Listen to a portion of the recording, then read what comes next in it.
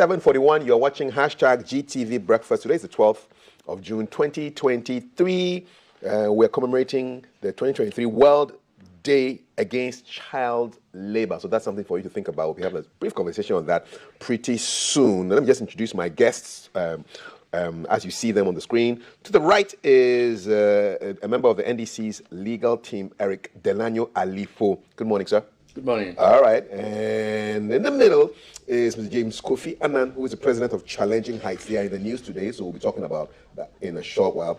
James, good to have you here. Yeah. And then seated close to me is a member of the MPP's national communication team, Mr. Ben Jewu Apia. Gentlemen, how are you doing? We're doing well. You're good? Thank you, Kofi. All right, good to have you all here. Good to see you all. I'll start with James first because I want to touch on the World Day Against Child Labor. Your organization, Challenging Heights, has rescued 23 children. Congratulations. Thank you. Where were they? How did the rescue happen?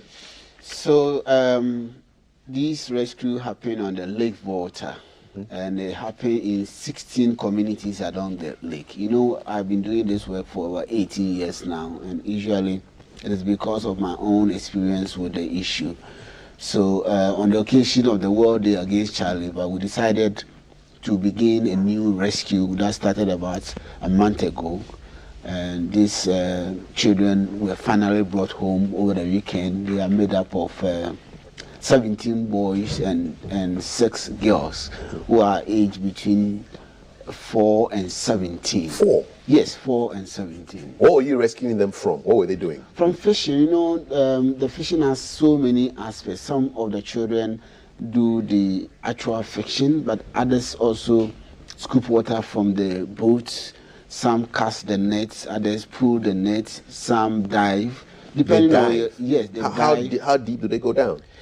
Well, it depends on where you are on the lake. So, for instance, if you are down by, you are likely to go as deep as sometimes about 8 yards or more.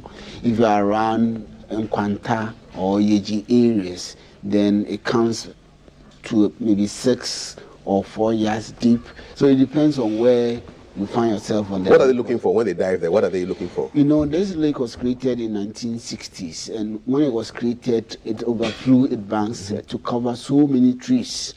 And the tree stumps are still in the lake because of the quality of the tree. So many years after the lake was created, we still have the trees there. Wow. But not all of them are visible. So when you are casting the net, you are likely to cast it to wrap around those tree stumps. And because the fishermen believe that the nets are more expensive than the children that they use, they rather will force the children to go under the lake to remove the trap nets, you know, and they will not tear the net. Yes, that's what happens usually. There's risk of drowning, isn't there? Oh yes, it happens so many times. You know, a lot of children die as a result of drowning. In fact, when I was taken to the lake so many years ago, we were 6. 3 survived, 3 others did not survive. The 3 who didn't survive all died as a result of diving. Well, were you a diver too, a child diver? Oh yeah. You were? Yes, I still can dive. I still dive and I still do all the work that the fishermen can do. How did you end up on the lake? You know, my area where I come from, almost every home was affected when I was growing up. And parents gave their children out to the fishermen to go and work with. So that's what happened. When I was growing up, it was just obvious that I was also going to be taken there. And at the age of 6, I was taken there. And where was your home and where did you end up? I'm from Winneba, obviously, and I was taken to the lake. I work in about 15 different communities from Yeji and Bupe. Who were you living with? Different people. You know, at a point in time, I was living with people I never knew, people from Ningo, people from Adan, people from different, and sometimes also people from my hometown. And these children that you lived with, from how far did they come before they ended up on the lake? Well, if you go to the lake where these highlands are and the fishermen are, you hear languages like Fanti, Ningo, Adan, Bato, you know, so that should tell you where they are coming from. They are coming from those sea or ocean fishing communities, and they are taking the to work as fishermen. And did you escape or you were rescued? I did. I escaped myself. In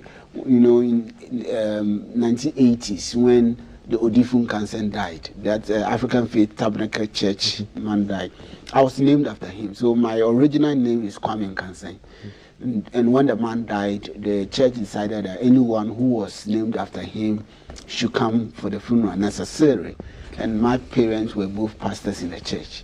And the person that I was working with at the time was also a member of the church. So they, in one accord, thought that I should be brought. And that's how come I found myself back to my hometown. So this must be your motivation for dealing with issues like this? Yeah, of course. I mean, this is very personal to me. I've always said, even when I was working with Barclays Bank, I was still pursuing this cause because it's very, very personal to me. How do you feel about these children who are trapped in this kind of work? It's very painful. If I should describe some of the things that they go through, you wouldn't want to know. I want to know. You know? Just imagine a 9-year-old girl who has been sent there to service boys just to serve as motivator for them to work more for the fisherman. Imagine a motivator? Yes. What does that mean? It's a sex material. Oh. Yes. 9? Yes. Just imagine that. You know, I mean, you are shocked. We have a 13-year-old girl who has a 1-year-old baby. You know, as a result of this. You see, you are shocked. Just imagine a 7-year-old boy who has been asked to go under the lake to remove trap nets. And you know, around September, October, November, when the dam is open from Burkina Faso, it comes with a lot of force. So a lot of debris are in the lake, and that's where the lake turns brown. It comes with a lot. So when you go under, you don't see anything, and you are going there without any aid. No breathing apparatus. Nothing. So all the debris, all the death, everything is on you as a child. And you can't see the net as you're removing them around the tree stumps. You can't see anything. And because of the current of the lake moving, the net can even move. The body of the net can move on you and trap you. Yeah. And that's how come a lot of them die. So just imagine a 7-year-old boy being forced to do this. So when we are doing this work, some people think that we're just doing NGO work. No. It's personal, it's spiritual to us, some of us. How do you mean spiritual? Well, you see, the human quest to survive forces people to do the unthinkable. And sometimes you want to have sympathy also for those who perpetrate those crimes. But at the same time, you also ask yourself, for what purpose are we in this world for? When, you know, you would not allow the children to go to the Lord, but rather to, you know, to remove trap nets under the lake. You know, somebody will work, a child of 7 years will work from 3 a.m. till 8 p.m. What for? I heard you talk about your watching football with your children. Mm-hmm. It is not allowed for children to play in my time when we were there. Playing was seen as a crime, or like it's a source of punishment.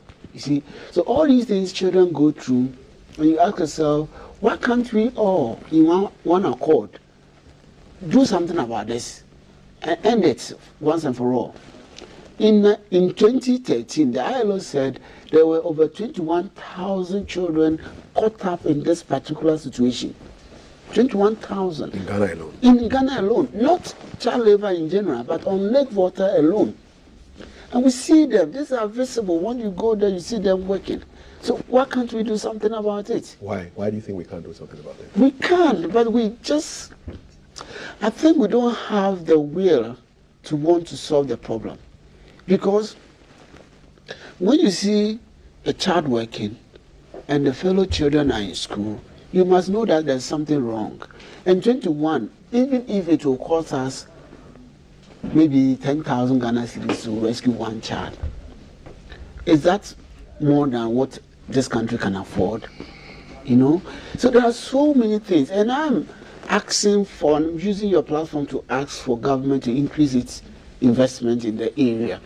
Resource the state institutions, the child labor unit, the Ministry of Gender, the human trafficking unit of the Ghana Police Service. Properly resource them, let them work so that we can solve this problem. And apart from that, you see, we have the child labor unit being put under the Ministry of Employment and Labor Relations, whilst we have the Ministry of Gender hosting the Anti-Human Trafficking Secretariat. It doesn't help, because it doesn't help with coordination, it doesn't help with efficiency. Bring the ministry, the child labor unit from the Ministry of Employment and Labor Relations, put it under the Ministry of Gender, merge it with the Children's Department, resource them, let there be a good coordination, resource the child labor unit, and let them work. That will solve the problem. That will help. For us, we are doing our best. You know, we've been rescuing children. So far, we have rescued almost 1,800 in our history, and we continue to build capacity in women. You know, the mothers are the ones who are most vulnerable, and when they are frustrated, they also allow their children to go. So you could build a capacity for them to do something for themselves. So we continue to work as a civil society organization, but it is not our mandate to do so. We are doing it as just you would do, helps another person, my brother here, my sister somewhere would help another person. But it is not our responsibility under the Children's Act, under the Constitution of Ghana, and under any law in this country. It is the government's responsibility to address the issue. What's your message as we wrap this segment up on this day, World Day Against Child Labor? What do you have to say to the stakeholders? Well, what I would say is that everyone should come on board for us to fight against this menace, and to say that, you know, globally we have almost 50 million people caught up in the situation of human trafficking, and almost 160 million children in child labor.